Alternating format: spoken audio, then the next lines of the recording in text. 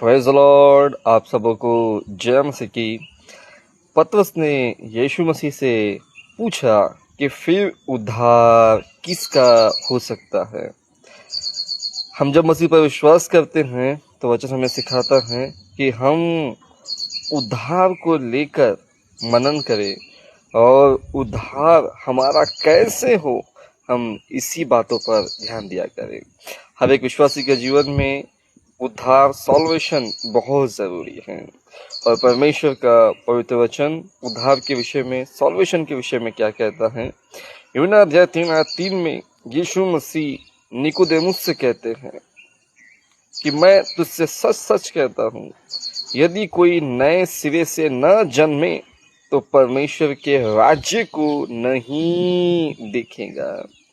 जब आपने यीशु मसीह को मसीहा के रूप में ग्रहण कर लिया है, जब आप पर यीशु मसीह प्रकट हो चुके हैं और आपने मान लिया है कि यीशु ही मेरा उद्धार करता, मेरा सॉल्वेशन है, तो प्रभु कहते हैं ऐसे व्यक्ति को मसीह में नए सिरे से जन्म लेना चाहिए।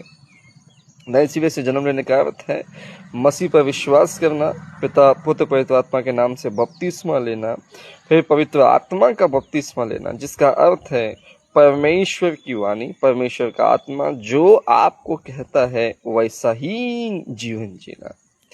यीशु कहते हैं कि मनुष्य प्रभु पर विश्वास करने के बाद नए सिरे से जन्म लेना चाहिए।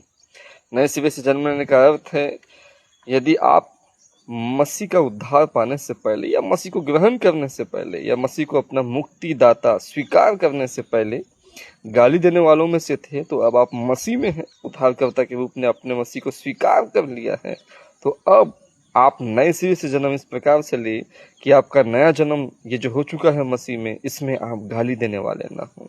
यदि आप व्यभिचार में थे, अब आप मसीह में पाए जाते हैं, तो नया जन्म आपका ये हो कि व्यभिचार वाला पाप आपके जीवन से दूर होने पाए। यदि आप डरने वालों में से थे, तो नए जीवन में आप निडर और प्रभु पर भरोसा करने वालों में से हो। यदि आप अल्प विश्वासी थे, तो वचन कहता है आप दृढ़ विश्वास वाले होने चाहिए। तो जो भी पुराना है आपके जीवन में, वो मसीह में आने पर खत्म होकर एक नया जीवन होना चाहिए।